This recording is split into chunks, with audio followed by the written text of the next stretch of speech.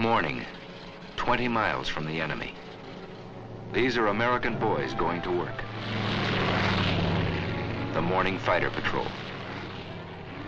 They're flying over Italy, and there are others like them flying over Burma, over the coast of Holland, over China, and over Germany. In search of the enemy. Enemy planes. The odds are bad this morning, nearly 3 to 1. The routine morning patrol goes on. They close the range, 3,500 feet, 3,000, 2,500, 2,000. The odds are still 3 to 1.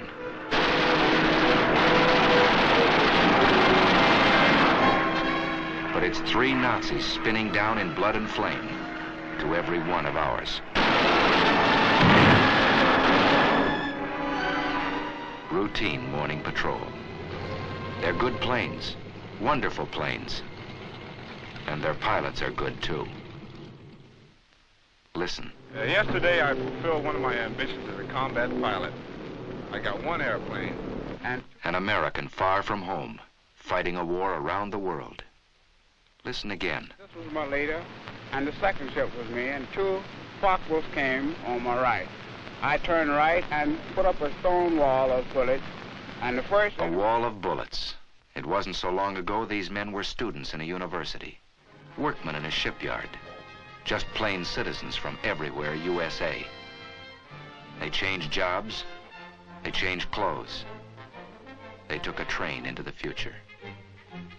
They didn't know what the future would be, but many hoped they'd get the chance to fly and fight in the air.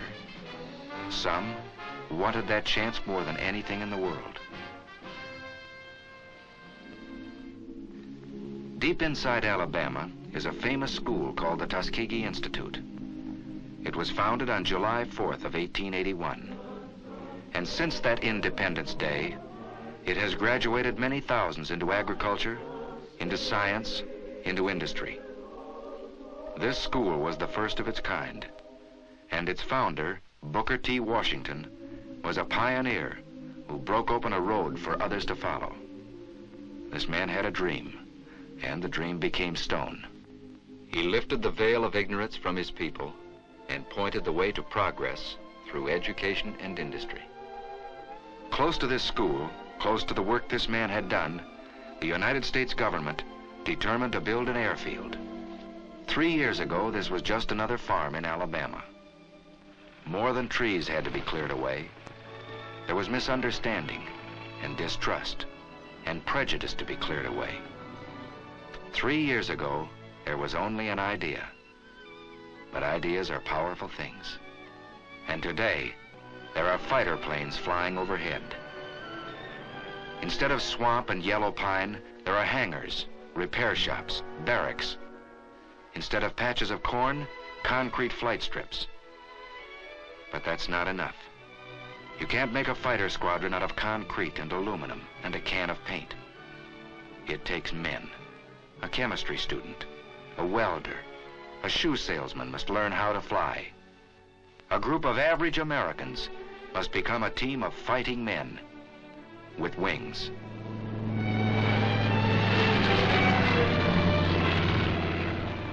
There's a new world up here. A man has to learn his way around. It takes many weeks of learning to make a fighter pilot. And a lot of that learning is done in a hard wooden chair. Because a fighter pilot is a combination of a mathematician and an athlete, a scientist and a sharpshooter. He's got to know what goes on inside his plane. The heart of his fighter is steel and copper. Its bloodstream is gas and oil. But its brain is the man who flies it. He begins in a safe, slow plane, 2 wings instead of 1. But he flies many hours inside a closed room.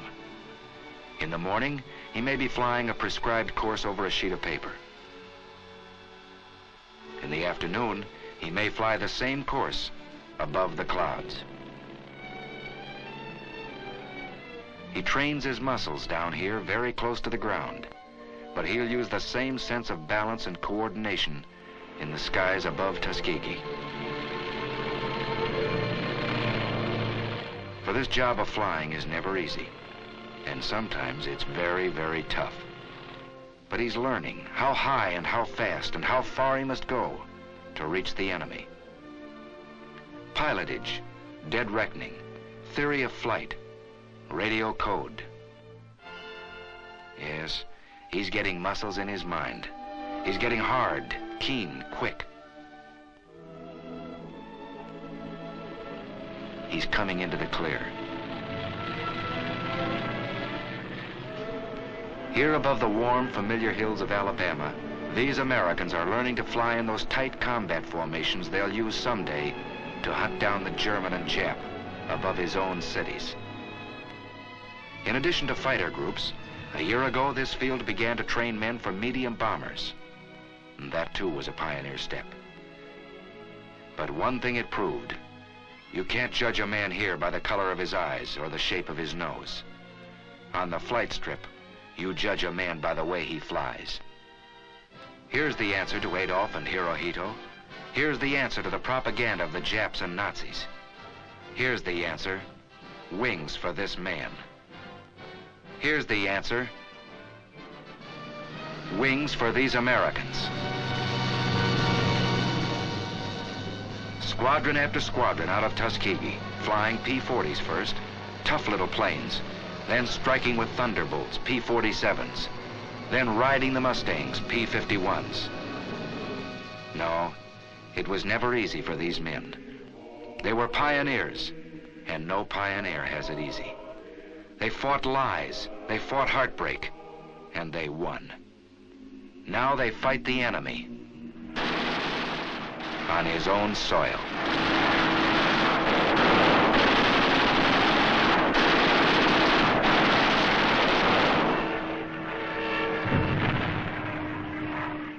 They fought the enemy, not without loss. Out of the first class to graduate almost 3 years ago, only a handful are left alive, so that liberty might not perish from the earth. 3 years have passed since the founding of Tuskegee Airfield. 750 pilots have been trained. 50% of them have been in combat. And this is only a beginning. Listen to Major General Butler at the celebration of this 3rd anniversary. Here, for the first time, Negro aviation cadets were being groomed to fly warplanes of a unit which was then a unit in thought only, the 99th Pursuit Squadron. These men were pioneers of a venture so new that you who stand here before me now, after 3 years, may still be considered forerunners in the movement which has given you a place in the fighting men of the sky. Under the feet of these men, a new road is being beaten out. Broad enough now for thousands and 10,000s. A good road for our country. These men remember that, marching or flying. They remember backing them up, their families, their friends, who expect so much of them. And backing them up, the men and women of every creed and speech and color who made these planes. And backing them up, the most powerful force in the world, the strength of the American people.